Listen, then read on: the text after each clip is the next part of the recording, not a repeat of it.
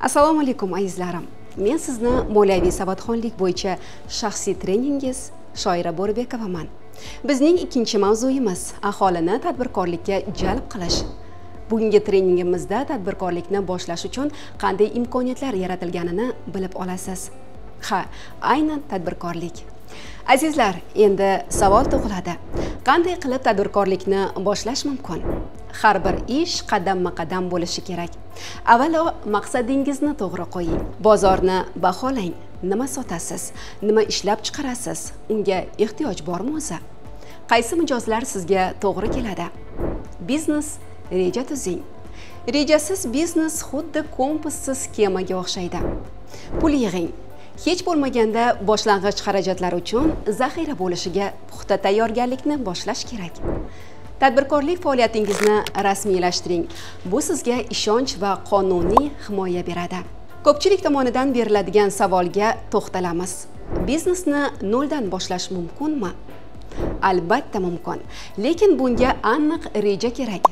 Odatda katta mablag' shart bo'lmagan tadbirkorlik bilan shug'ullanish mumkin. Uyda amalga oshiriladigan faoliyatlarni tasavvur qiling. Odatda bunda o'z hunaringiz, hobbingizni daromad manbaiga aylantirishingiz mumkin.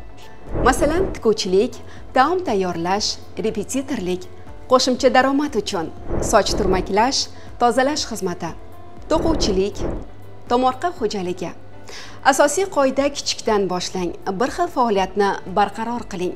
Shuningdek, biznesni shakllantirish va rivojlantirish uchun aniq reja tuzing. Agar sizda bunday hunarlar bo'lmasa, ularni qayerda o'rganish mumkin? Hunarsiz tadbirkorlik bo'lmaydi. Sizda qanday imkoniyatlar bor? Keling shuni ko'rib chiqamiz.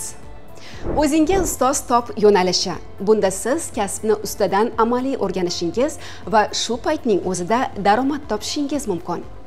Ishga marhamat mono markazlari, 3-6 oylik bepul kasb-hunar kurslari, diplom va ishga yo'naltirish imkoniyatini beradi. Bandlik markazlarida qisqa muddatli o'quv kurslari, kasbga qayta tayyorlash va ishga joylashtirish imkoniyati mavjud.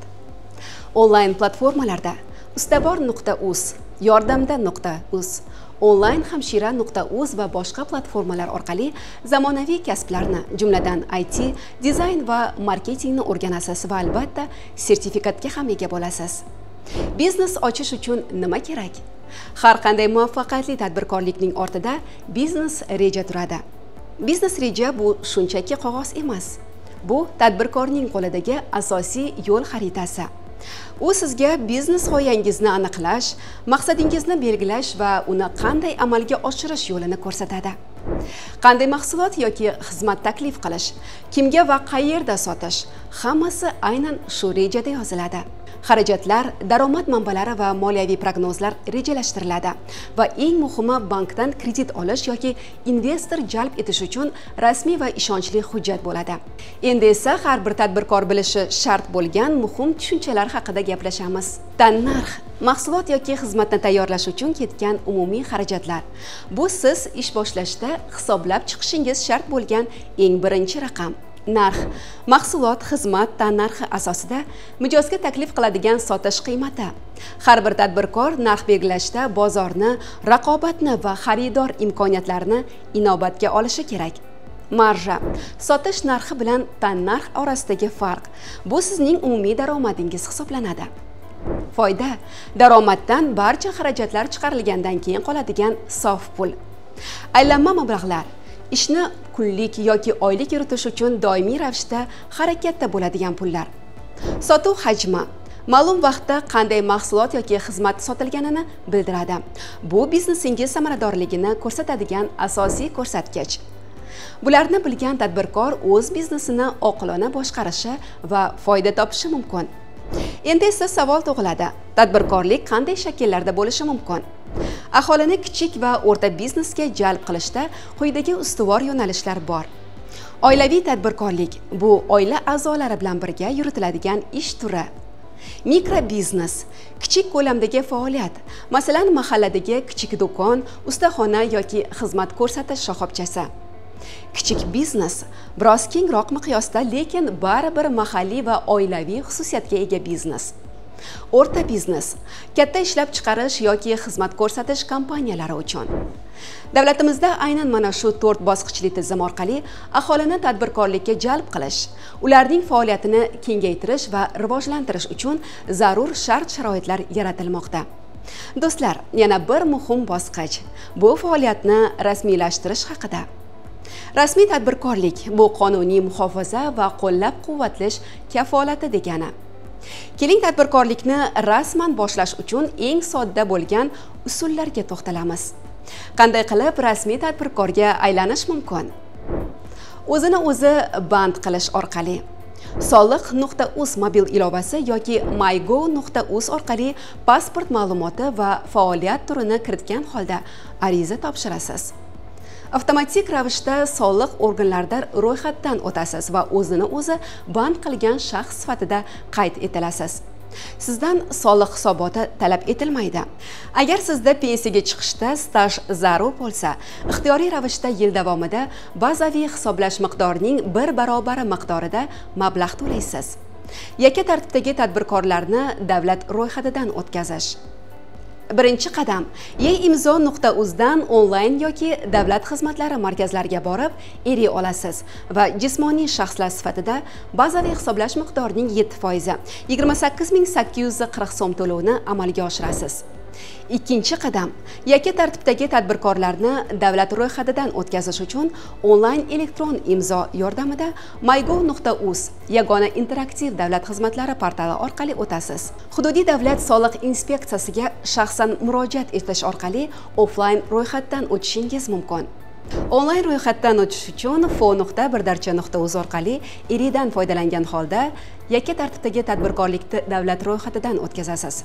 Bunda bazaviy hisoblash miqdorining 90% miqdorda to'lovni amalga oshirasiz.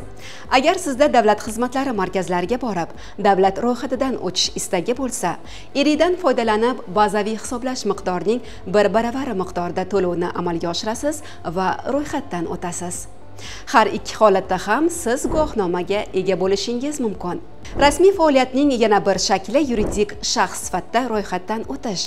Yakka tartibdagi tadbirkorlikni qadamlari kabi davlat ro'yxatidan o'tasiz. Yuridik shaxs sifatida korxonaga nom tanlashingiz va davlat ro'yxatidan o'tish uchun bazaviy hisoblash miqdorining 10%, 41200 so'm miqdorida to'lov amalga oshirasiz.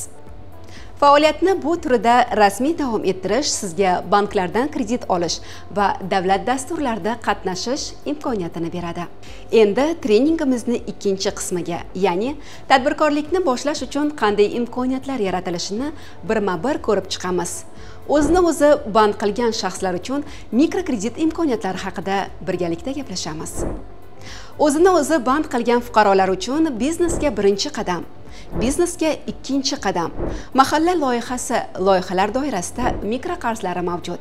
Bugungi kunda har bir mahallada aholiga moliyaviy maslahat va amaliy yordam ko'rsatish maqsadida yordamchi agentlar faoliyat yuritmoqda.